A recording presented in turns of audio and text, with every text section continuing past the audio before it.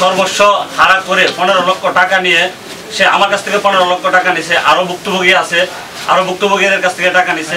এভাবে আমাদেরকে 15 লক্ষ টাকা নিয়ে পর্তুগালে নিয়ে যাওয়ার কথা বলছিল। আমার আন্ডারে 3 জন আছিল, 3 জনে প্রায় 45 লাখ টাকা দিছি। দেওয়ার পরে 3 জন যে ফ্যামিলি, 3টা ফ্যামিলি মনে করেন নিঃস্ব হয়ে গেছে। নিঃস্ব হয়ে গেছি ভাই, আমরা এক দফা আমন্ত্রণ হয়ে গেছি, আমাদেরকে ওইখানেও লাঞ্ছিত করছে। আমাদেরকে কানাডা ও সার্বিয়ার নেওয়ার কথা বলে পাসপোর্ট ও ভিসা ফি বাবদ মোট 1,28 লাখ টাকা নেয়। দেশে আসার পর ঢাকা শাহজাদপুর গুলশানে তাদের অফিসে আমরা গিয়ে অফিসটি বন্ধ পাই।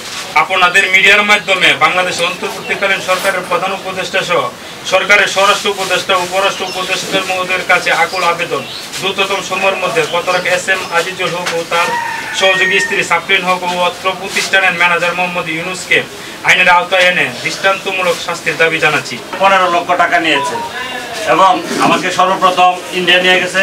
ইন্ডিয়াতে 3 মাস থাকার পরে একটা ফেক পর্তুগালের ভিসা স্টিকার লাগিয়ে পর্তুগালে নিয়ে যাওয়ার কথা বলে আবার নেপালে নিয়ে গেছে। ইন্ডিয়া থেকে নেপালে নিয়ে যাওয়ার পরে পর্তুগালে যখন ফ্লাইট দিতে পারে না, তখন আবারও আমাদেরকে বাংলাদেশে ব্যাক করছে।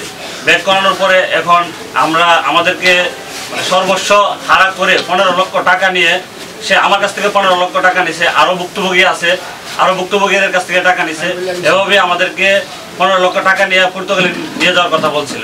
পর্তুগালে ফ্লাইট দিতে পারে না বিদায় আমরা এখন বাংলাদেশেই আছি। তো ওকে আর ধরতে পারছি না, ও এখন পলাতক।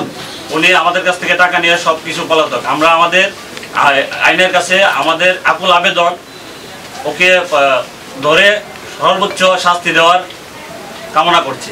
SM আজিজুলকে টাকা দিয়েছি, দেওয়ার পরে আমরা 1.5 বছর ধরে ঘোরাঘুরি করে নিব বলতে ইন্ডিয়া নিল, নেপাল নিল, নেওয়ার পরে এখন নেই। আমার আন্ডারে 3 জন আছিল, 3 জনে প্রায় 45 লাখ টাকা দিছি। দেওয়ার পরে 3 জন যে ফ্যামিলি, 3টা ফ্যামিলি মনে করেন নিঃস্ব হয়ে গেছে, আর চলার মতো কোনো কিছু নাই। আমি বিদেশে যাওয়ার জন্য, ইউরোপের দেশে যাওয়ার জন্য বিক্রি করে 11.5 লাখ টাকা দিতে হয়েছে।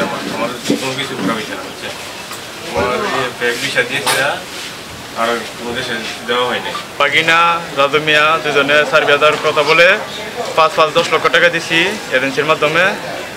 তারপর আমাদের ভিসা স্টাম্পিং হয়েছে, বলছে আমাদের মেন পাওয়ার করে সার্বিয়া ফ্লাইট করার পরে 3 লক্ষ টাকা নেবে, 6 লক্ষ টাকা নেবে। আমাদের 8 লক্ষ টাকা কন্ট্যাক্ট ছিল। এখন বর্তমানে ভিসা লাগানোর পরে আমাদের ফ্লাইটও করে না, মেন পাওয়ারও করে নাই। তারপরে ফোন দিলে ফোনও ধরে না। এখন বর্তমানে কোথায় আছে তাও জানি না। এখন আমাদের টাকা নিতে আমাদের ফোন দিলে ফোন ধরে না। যেমন কি নিঃস্ব হয়ে গেছি ভাই, নিঃস্ব বলতে আমাদের মার অলঙ্কার বিক্রি করে সব কিছু দিয়েছে। এখন মনে আমাদের পথের পক্ষে এই এজেন্সির মাধ্যমে কোনো লোকের টাকা পয়সা জমা না দিয়ে আর কোনো হয়রানির শিকার না হয়, আমি সবার কাছে আবেদন করি। আর প্রধানমন্ত্রী বাংলাদেশ সরকারের কাছে আবেদন করি আমাদের টাকাগুলো যেন কোনোভাবে ফিরিয়ে দিতে পারে। আমরা এক দফা আমন্ত্রণ হয়ে গেছি, আমাদেরকে ওইখানেও লাঞ্ছিত করছে। আমাদের বাড়িতে আসছিস কেন, মিথ্যা কথা বলে আমাদেরকে আক্রমণ করছে এবং চাকু নিয়ে আসছে মারার জন্য। তখন আমরা এখান থেকে আমাদের এক ভাইয়ের সহযোগিতায় আমরা ফিরে আসছি।